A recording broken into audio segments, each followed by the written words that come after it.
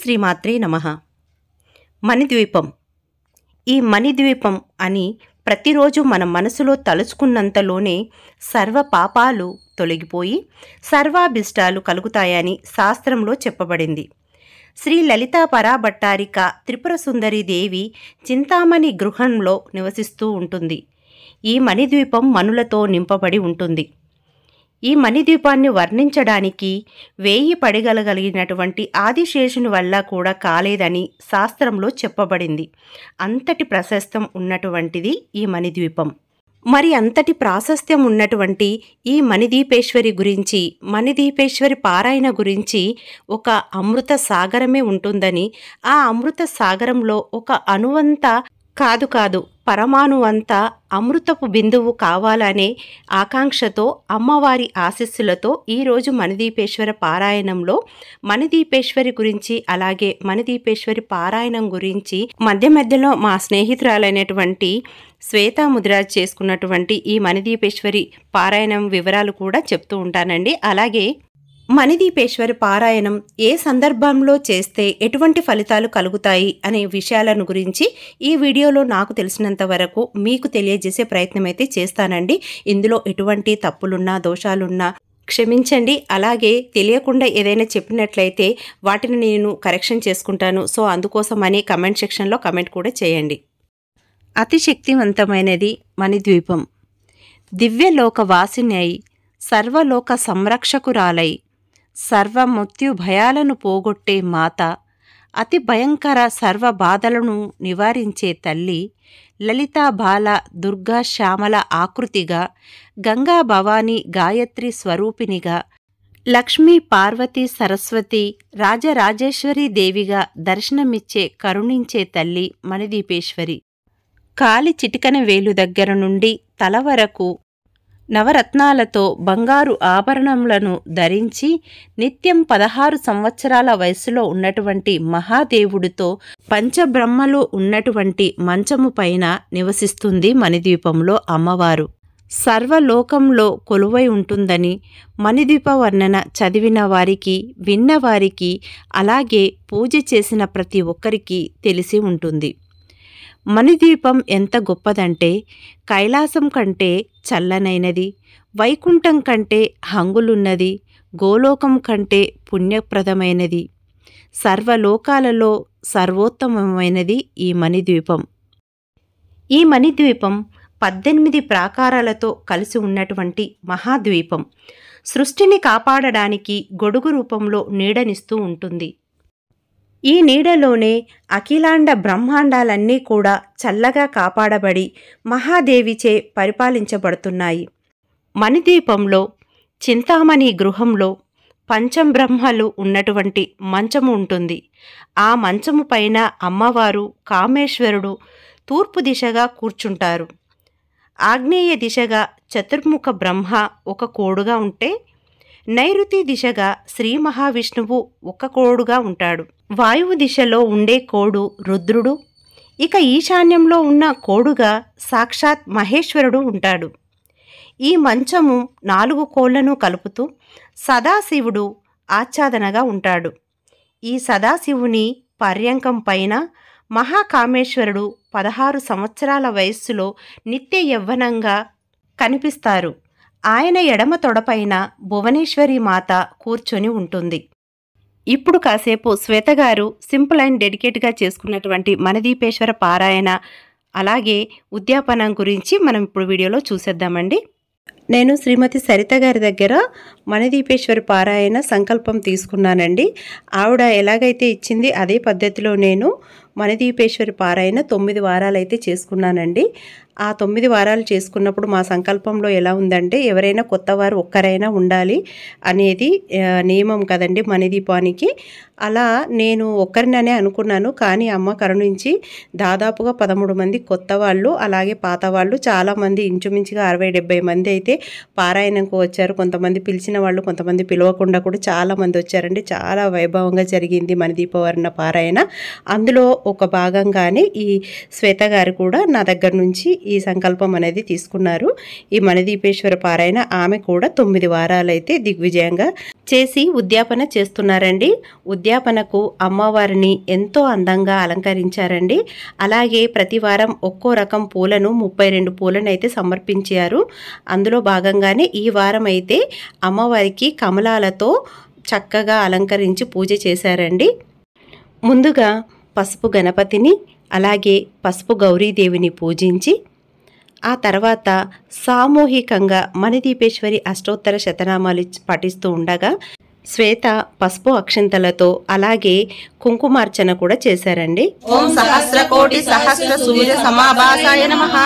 ఓం జరా మరణ రహితాయ నమః.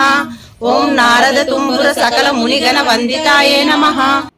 ఆ తర్వాత మణిదీపేశ్వరి పారాయణను 9 సార్లు సామూహికంగా భక్తి శ్రద్ధలతో పారాయణం చేశాము.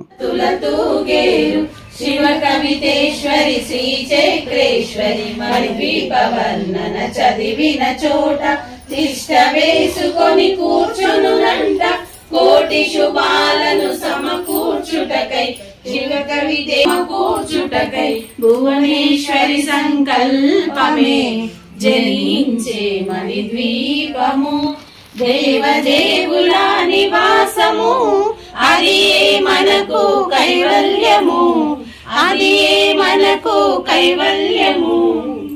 మణిదీపేశ్వరి పారాయణం తర్వాత మణిదీపేశ్వరి ఫలశ్రుతి ఖచ్చితంగా చదవాలి. అప్పుడే మనకు పూజా ఫలం అందుతుందని శాస్త్రవాక్యం. 9 దోహాలతో ఈ స్తోత్రం వ్రాయబడింది.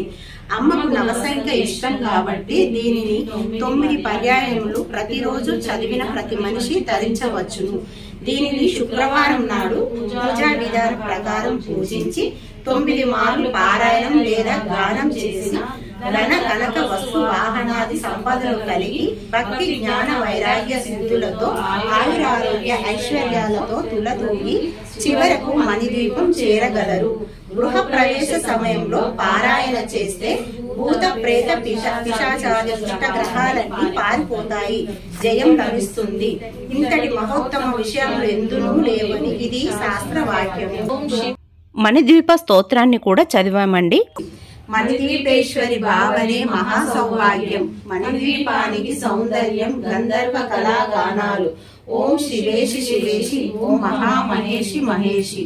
పద్మరాగమణి ఊయలపై ఊగే శ్రీమాత మణిద్వీపానికి అధిపతవై నడుపును జగములను. మణిద్వీపానికి జీవము భువనేశ్వరి దేవి, మణిద్వీపాన్ని ప్రేమతో కొలిచెను శివ కవిత. ఓం శివేశి శివేశి, ఓం మహామహేషి మహేషి. లలిత గాయత్రి. లలితా దేవ్యే చ విద్మహే కామేశ్వరే చ ధీమహి తన్నో దేవి ప్రచోదయాత్. తరువాత శ్రీ మణిదీపేశ్వరి గాయత్రిని కూడా సామూహికంగా చదివాము. శ్రీ మణిదీపేశ్వరే చ విద్మహే శ్రీ చక్రేశ్వరే చ ధీమహి తన్నో దేవి ప్రచోదయాత్. అమ్మకు భక్తులకు కూడా ఎంతో ప్రీతికరమైనది గానం. లలితా చాలీసాను సామూహికంగా గానం చేశాము. చాముండేశ్వరి అవతారం పద్మరేకుల కాంతులలో బాలా త్రిపుర సుందరిగా హంసవాహన రూపిణిగా వేదమాతవై వచ్చితివి. శ్వేత వస్త్రము ధరించి అక్షరమాలను పట్టుకొని భక్తి మార్గమును చూపితివి. జ్ఞాన జ్యోతిని నింపితివి నిత్య అన్నదానేశ్వరిగా. మనం నిత్య పారాయణ శ్లోకంగా చదువుకునేటువంటి శ్లోకాలలో అన్నపూర్ణాదేవి శ్లోకం ఎంతో విశిష్టమైనది. అటువంటి అన్నపూర్ణ శ్లోకాన్ని హనీ అభి ఎంత బాగా చదివారో చూడండి. సదాపూర్ణే శంకర ప్రాణవల్లభే జ్ఞాన వైరాగ్య సిద్ధ్యర్థం భిక్షాం దేహి చ పార్వతీ మాతా దేవీ దేవి పితా దేవో మహేశ్వరః బాంధవ శివ భక్తస్య సదేశో భువనత్రయం. ఓం అన్నపూర్ణాయే నమః. ఓం అన్నపూర్ణాయే నమః. ఓం అన్నపూర్ణాయే నమః. ఇక పారాయణం చివరగా శాంతి శ్లోకాన్ని అయితే చదువుకున్నామండి. ఓం శాంతి శాంతి శాంతి. హరి ఓం సత్ సత్. ఇక వీడియోలో మనం ముందుగా చెప్పుకున్నట్టుగా మణిదీపేశ్వర పారాయణం ఎక్కడెక్కడ ఏ ఏ సందర్భాలలో చేసినట్లయితే ఏం ఫలితాలు కలుగుతాయి అనే విషయాన్ని గురించి ఇప్పుడు తెలుసుకుందామండి. మణిదీపేశ్వరి పారాయణ చేసిన విన్నా అనేక ఫలితాలు కలుగుతాయని ప్రతి ఒక్కరికి తెలిసిన విషయమే. అయితే ప్రత్యేకంగా గృహ ప్రారంభ సమయం అంటే భూమి పూజ చేస్తూ ఉంటారు, శంకుస్థాపన చేసే సమయంలో ముగ్గులు పోసుకుంటారు కదా, ముగ్గు పోస్తూ ఉంటామంటారు ఇంటికి. అలా గుమ్మాలు కూడా పెడుతుంటారు కదా, కొత్త ఇంట్లో గుమ్మాలు పెడుతుంటారు. అలాంటి సందర్భాలలో ఈ మణిదీపేశ్వరి పారాయణ చేసినట్లయితే ఆ ఇంటి కట్టుబడి అంటే కన్స్ట్రక్షన్స్ ఏ ఆటంకాలు లేకుండా, గొడవలు లేకుండా గబగబా పూర్తవుతుంది. ఇందుకు నిదర్శనం నేనేనండి. మేము కూడా గృహప్రవేశం చేద్దాం, ఇల్లు కట్టుకుందాం అనుకునే టైంలో అసలు నిజంగా కట్టాలా వద్దా అన్న సందిగ్ధంలో ఉన్నప్పుడు అనుకోకుండా కట్టడము, అందులోకి ఫస్ట్ ఫ్లోర్ కూడా కట్టడం ఈజీగా గబగబా అయిపోయిందండి. ఏ కష్టం లేకుండా అయిపోయింది. అందుకు నేనే నిదర్శనం. నిజంగా మణిదీపేశ్వర పారాయణం అనేది చాలా చాలా విశిష్టమైనది. ఇక గృహప్రవేశ సమయంలో అండి ఈ మణిదీపేశ్వర పారాయణ చేసినట్లయితే అనేక భూదోషాలు తొలగి ఆ గృహంలో ఉన్నటువంటి వాస్తు దోషాలు అంటే కొన్ని తెలిసి తెలియక చేస్తూ ఉంటారు కొంతమంది. అంటే అందరూ వాస్తు పండితులతో చూపించుకోరు కదా, అలాంటి వాళ్ళు ఇలా మణిదీపేశ్వర పారాయణం చేసినట్లయితే అక్కడ ఉన్నటువంటి భూదోషాలు తొలగి భూత ప్రేత పిశాచ దుష్టగ్రహ దోష పరిహారం అయితే అవుతుంది. తద్వారా ఆ ఇంట్లో సర్వదేవతలు కొలువై ఇంట్లో శాంతి కలుగుతుందన్నమాట. ఇక రెంటెడ్ హౌస్ అంటే అద్దెంట్లో ఉన్నవాళ్ళు గనక ఈ మణిదీపేశ్వరి పారాయణ చేసినట్లయితే వారికి సొంతిల్లు అనేది సమకూరుతుందని శాస్త్రవాక్యం. అలాగే మనకు తెలిసిన విషయమే. అందరూ ఎంతో కొంత ఈ మణిదీపేశ్వర పారాయణ చేసిన వాళ్ళను అడిగి తెలుసుకున్నట్లయితే అది నిజమని తెలిసిపోతుందండి. ఇక ఆల్రెడీ సొంతిల్లు ఉన్నవారు ఇంట్లో గనక ఈ పారాయణం గనక చేసినట్లయితే గృహ వాస్తు లోపాలు తొలగిపోయి ఇంట్లో ఉన్నవారికి ఆరోగ్యం అనేది సమకూరుతుంది. అష్టైశ్వర్యాలు సిరి సంపదలు కలుగుతాయి. ముఖ్యంగా ఈ రోజుల్లో అందరూ బాధించబడే విషయం ఏంటంటే నరఘోష. ఈ నరఘోష అనే అంశము చాలా బాధిస్తుంది. ఈ నరదృష్టి అనేది మణిదీప పారాయణంతో తొలగించబడుతుంది. మణిదీపేశ్వర పారాయణం నిత్యం చేయడం వినడం ఎంతో ఫలదాయకం. ముఖ్యంగా ఎవరైనా పెద్దవారు అంటే వయసు మళ్ళిన వారు ఈ పారాయణంను చదివిన, ఒకవేళ మంచంలో ఉన్న వాళ్ళు చదవలేరు కదా ఓపిక లేక, అలాంటి వాళ్ళు విన్నా కానీ అంత్యంలో మోక్షం కలుగుతుందని శ్లోకంలో మనకు చెప్పబడింది. ఇది సాక్షాత్ వ్యాస భగవానుడు చెప్పినటువంటి శాస్త్రవాక్యం. వయసు మళ్ళిన వారే కాదండి, వయసులో ఉన్నవారైనా చిన్న పెద్ద ఆడ మగ వర్గ వర్ణ భేదాలు లేకుండా చేసేటువంటి అతి సులువైన శుభప్రదమైన పారాయణం ఈ మణిదీపేశ్వరి పారాయణం. ఇప్పుడు మా చిట్టి తల్లి హనీ బేబీ అమ్మవారికి మంగళహారతి పాట పాడుతుందంట అండి. ఎంత ఆసక్తి ఉంటే ఇలా పాడతారండి ఈ జనరేషన్లో.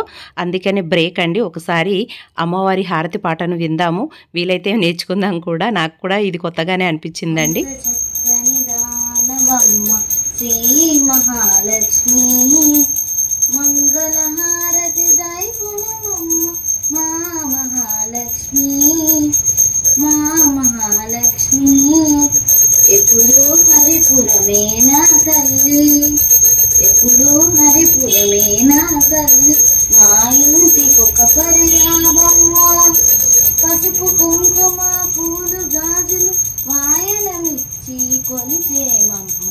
ఎంత చక్కని దానవమ్మ శ్రీ మహాలక్ష్మి. మంగళహారతి దాయి కొనవమ్మ మా మహాలక్ష్మి మా మహాలక్ష్మి. కరుణించి కనకపు వర్షించు, కరుణించి కనకపు వర్షించు. సద్వినియోగం చేసేనమ్మ, నిత్య సుమంగళిగా దీవించు. నిరతము నిన్ను కొలిపేమమ్మ, ఎంత చక్కని దానవమ్మ శ్రీ మహాలక్ష్మి. మంగళహారతి ధర్మ మా మహాలక్ష్మి. అభి కూడా ఓపిక్గా గంట వాయిస్తూ ఉన్నాడండి. మా శ్వేత అయితే పొంగిపోయింది కూతురు అలా పాట పాడుతుంటే. మీకు వీడియోలో చూస్తే అర్థమైపోతుంది కదా. చాలా బాగా పాడేవరా honey baby, god bless you. Manidweepa పారాయణ వల్ల అనేక శుభాలు, లాభాలు, జయాలు కలుగుతాయి. ఇది సత్యమైనటువంటిది. అలాగే ప్రమాణపూర్వకంగా నిరూపించటం వల్ల ఈ పారాయణను నిత్యం చేయటం వల్ల సకల శుభాలు కలిగి అమ్మ కరుణకు పాత్రులవుతారు. వయసులో ఉన్నవారికి జాతక దోషాలు తొలగిపోతాయి. సంపదలను, శుభాలను ఇస్తుంది. మనసులో ఉన్న అశాంతిని తొలగించి మనశ్శాంతిని కలిగిస్తుంది. ఇది మణిదీపేశ్వర పారాయణ చేసిన వారికి కలిగే మొదటి ఫలితమని ప్రతి ఒక్కరూ కూడా స్వయంగా అనుభవించి చెప్తూ ఉంటారు. ప్రతి ఒక్కళ్ళు కూడా ఏం ఆశించి అమ్మకు ఈ మణిదీపేశ్వర పారాయణం చేస్తారో తెలియదు, ఏం ఫలితం ఆశించి చేస్తారో తెలియదు. కానీ ప్రతి ఒక్కరికి ఈ పూజ, ఈ పారాయణం చేసిన వారికి ప్రశాంతత అనేది మాత్రం తక్షణమే కలుగుతుంది. ఇది బల్లగుద్ది మరీ చెప్తారు ప్రతి ఒక్కరు పారాయణులు. నేను కూడా అందులో ఒకరినండి. మోహిని సర్వేశ గేహిని మా తల్లి రూపునకు నీరాజనం, నిలువెత్తు నీరాజనం, భక్తి నిలువెత్తు నీరాజనం. మొత్తం 5 రకాలైనటువంటి మంగళహారతులను అమ్మవారికైతే సమర్పించామండి భక్తి శ్రద్ధలతో. తాలు శిరసుంచి మొక్కేటి శ్రీరత్న సింహాసినికి మంగళం, జయమంగళం నిత్య శుభమంగళం, జయమంగళం నిత్య శుభమంగళం.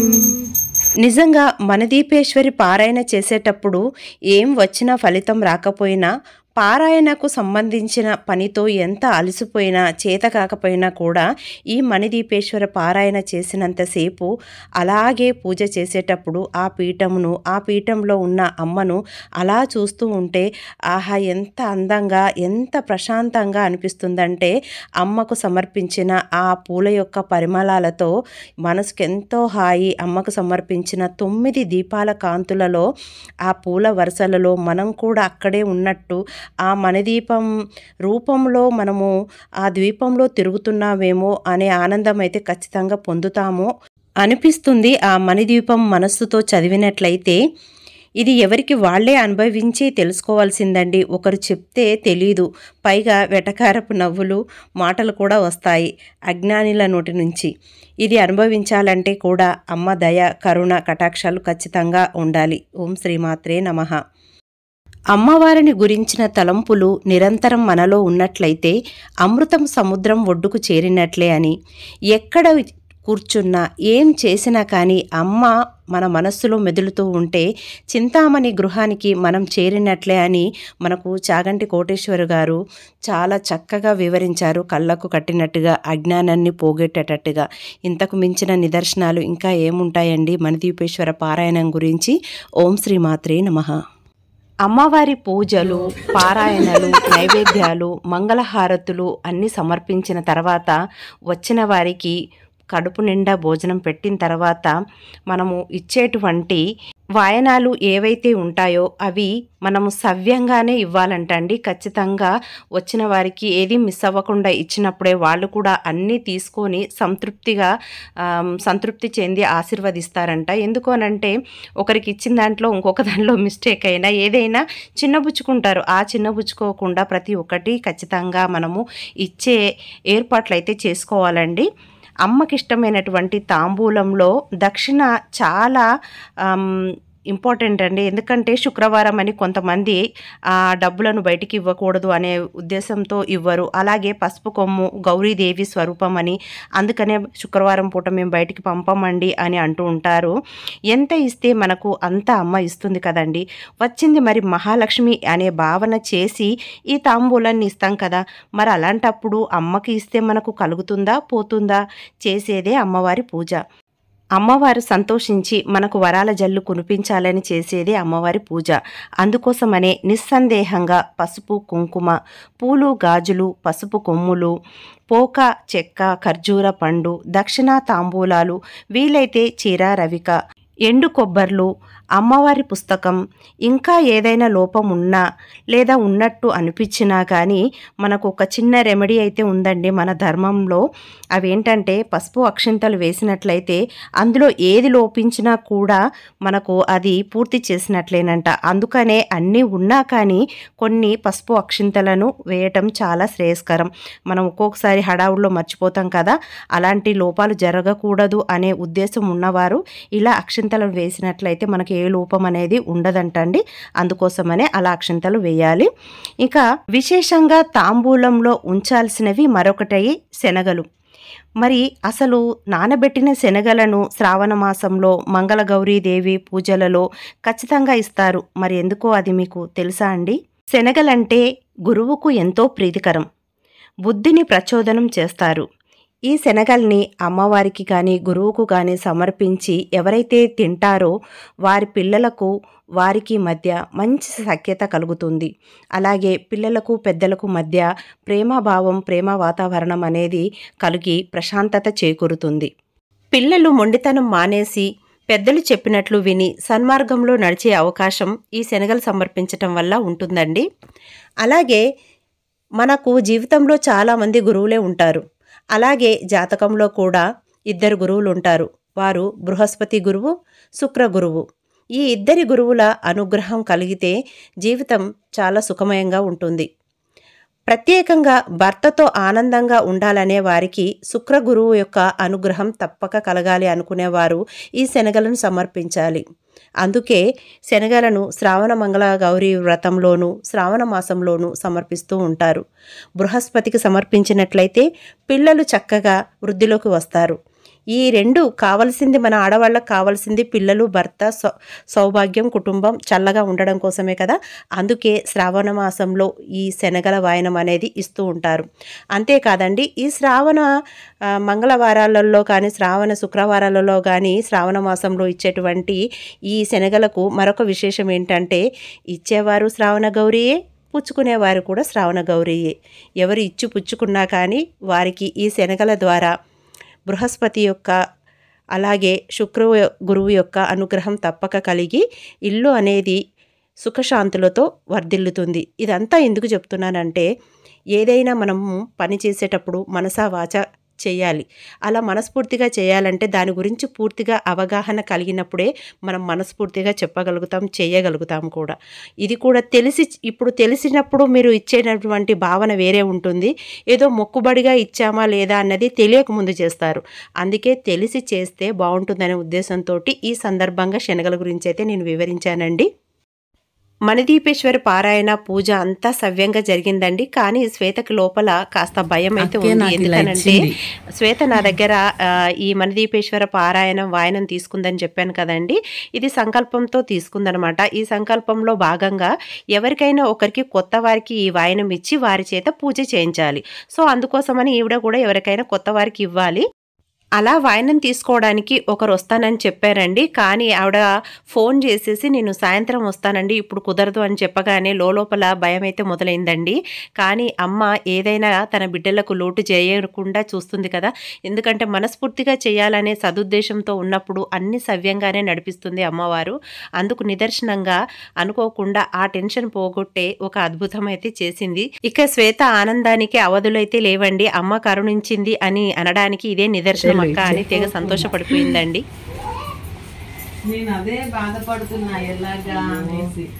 అసలు ఆవిడ పౌర్ణమికి చేసుకోవడమే చాలా విశేషం. అందులోకి మాలలో ఉన్న మాత తీసుకోవడం ఇంకా అదృష్టం శ్వేత నీకు. వాయనం తీసుకోవడానికి పొద్దుట వస్తా అన్న ఆవిడ సాయంత్రం వస్తా అన్నారు. ఆల్రెడీ అందరూ ముత్తైదులు కూడా తీసుకొని వెళ్ళిపోయారు వాయనాలు.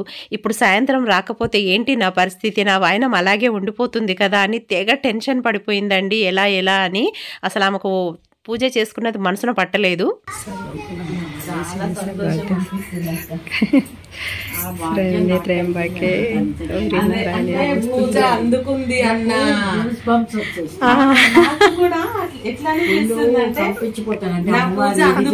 అవును, అది మన మానసిక సంతోషం. అది నాకు ఏమనిపిస్తుంది అంటే ఇప్పుడు మామూలు వాళ్ళకి ఇస్తే సరేనే ఉండేది కదా. అనుకున్నట్టుగా అనుకున్న ఆవిడకి ఇస్తే స్వామి రూపంలో వచ్చి మళ్ళీ ఆమె పుత్రుడు పెద్దగా మీరు చేశారు అది. కానీ ఎలా చేశానో రూల్స్ ప్రకారం నేను చేశానో లేదా తెలియదు కానీ నాకు మనసు ప్రధానం శ్వేత. అందుకని మనం ఒకటే చెప్తాను, మనకి శ్లోక రూపేణ ఇవేమి రాకపోయినా అమ్మవారి దగ్గర ఎప్పుడైనా మనం అనుకుంటాం మన పిల్లల్ని మనమే కన్నాం, ఆవిడ అందరినీ కన్న తల్లి కదా. మీరు దండం పెట్టుకుని తెలుసో తెలియకో నేను చేసిన తప్పుని నువ్వే క్షమించి తల్లి మనసుతో నువ్వే కాపాడి నువ్వే రక్షగా ఉంటావు, నీ మీదే నీదే భారం అని ఆవిడ మీద మొక్కితే కాళ్ళు శరణ కోరితే ఎలాగైనా పడుతుంది. నిదర్శనం. అది ఎవరికి వాళ్లకు ఎక్స్పీరియన్స్ అయితే కానీ తెలియదు. అమ్మవారి కుందు కొత్తది కామాక్షి దీపం అయ్యప్ప దానికి ఇచ్చారు. మా స్వామికి చెప్పాను నేను. లక్ష్మీదేవికి ఇరు ఏనుగులు కూడా కొన్నాను నేను. ఇప్పటి వరకు అది పెట్టడం అవ్వల. సడన్ గా ఇవాళ గుర్తొచ్చి స్వామి సాయంత్రం పూజ చేసేటప్పుడు ఆ కుందులో దీపారాధన చేసి ఇది పెడదాం మనం అని అన్నా. మార్నింగ్ ఆ మాట అన్నా నేను. ఇప్పుడు మీ గుండు చూసిన తర్వాత తక్కువ నాకు అదే ఈ రోజంతా అమ్మవారి అనుగ్రహం ఉంది మీకు. పిలిచి అన్ని చెప్పేసి డైరెక్షన్స్ ఇచ్చాను. మనం ఇచ్చేటువంటి వాయనం కూడా సరైన వ్యక్తులకు ఇచ్చినట్లయితే వారి ద్వారా కూడా మనకు వ్రత ఫలితం అయితే కలుగుతుందండి. ఇందుకు సరైన వాయనం సరైన సమయంలో సరైన వ్యక్తికి అందేలా చేశారు అమ్మవారు. అదృష్టం.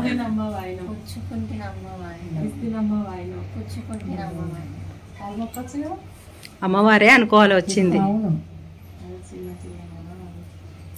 వచ్చింది ఎవరని అడగవా? నా వాయినం తీసుకున్నది ఎవరు నట్టారు. నేను కౌరి దేవి కోరితిని వరం అని అంటే అప్పుడు ఇచ్చి తిని వరం అని అన్నాడు. అంటే నువ్వు అమ్మవారి రూపంలో వచ్చావు. వచ్చింది అమ్మవారు అనుకొని వీళ్ళు కూడా అనమాట. పెద్ద చిన్న వయసు అనేది ఏమి ఉండదు. వచ్చింది ఏ వయసు వాళ్ళైనా అమ్మవారే వచ్చింది అనుకొని అట్లా తీసుకుంటారు ఆశీర్వాదం. వయసుతో నిమిత్తం లేదు. హ్యాపీయా? హ్యాపీయా? మీరు ప్రసాదాలు ఇస్తే హ్యాపీ లేదు. చూసినావా సోను అక్కపళ్ళు ఇస్తే హ్యాపీ కదా. వీళ్ళందరూ బాల త్రిపుర సుందరులే. ఇప్పటి నుంచి నేర్పితేనే వాళ్ళకు వస్తాయి శ్వేత. చదువుడు బాగుందా? లావణ్య ఆంటీ చేసింది, నేనే చేసిందా? నచ్చిందా? బియ్యం పిండి, బెల్లము, కొంచెం ఇలాచీ పౌడర్ అండ్ ఆవు నెయ్యి. మైదాపిండి కాదమ్మా, బియ్యం పిండి. వెనకాల అది అది ఇది దాని మీద. మన హైందవ మత ధర్మాలను, మన సంస్కృతి సాంప్రదాయాలను భవిష్యత్ తరాలకు అందించాలంటే మన విధిగా మన కర్తవ్యంగా మనం కూడా ఖచ్చితంగా వాళ్లకు అన్నీ నేర్పించాలి. సందర్భం వచ్చినప్పుడల్లా ఇక్కడ పిల్లలందరూ ఇంట్రెస్ట్గా తెలుసుకుంటున్నారు, నేర్చుకోవాలని కుతూహలంతో ఉన్నారు. అందుకోసమని వాళ్ళు కాస్త ఆసక్తి చూపినప్పుడు ప్రేమతో ఓపికతో సమయాన్ని వెచ్చించి వాళ్లకు నేర్పించే బాధ్యత మన భుజాల మీదే ఉందండి. ఓం శ్రీ మాత్రే నమః. ఈరోజు మండీపేశ్వరి పూజలో భాగంగా నేను ఇచ్చినటువంటి కొత్త వాళ్ళు అంటే 13 మందికి నేను కొత్త వాళ్ళు ఇచ్చాను. అందులో భాగంగా లాస్ట్ టైం లీస్ట్ లో ఉంది శ్వేత ముద్రాజ్. ఆ శ్వేత వాళ్ళ ఇంట్లో జరిగినటువంటి మణదీపేశ్వరి పూజ ఉద్యాపన కార్యక్రమం ఈ రోజు జరగబడింది. మరి శ్వేతకి ఎలా అనిపించిందో, మణదీపేశ్వరి పూజ ఫలితం ఎలా ఉందో ఇప్పుడు మనం శ్వేత గారిని కనుక్కుందాం. శ్వేత ఎలా అనిపించింది పూజ? శ్రీమాత్రే నమః. ముందుగా మీకు చాలా చాలా కృతజ్ఞతలు. మీరు ఇచ్చిన అమ్మవారు నాకు ఎందుకు ఇన్ని రోజులు అంటే లేట్ అవుతుంది అని ఏదో ఒక ఫీలింగ్ అయితే ఉండే. కానీ అమ్మ నేను ఒకటి అనుకుంటే అమ్మ ప్లానింగ్ వేరే ఉంటుంది. అలా అనుకొని శ్రావణంలో నాతో స్టార్ట్ చేయించుకొని కార్తీకంలో, అది కూడా కార్తీక పౌర్ణమి రోజు మీరందరూ ఇలా రావడం నాకు చాలా హ్యాపీగా ఉంది.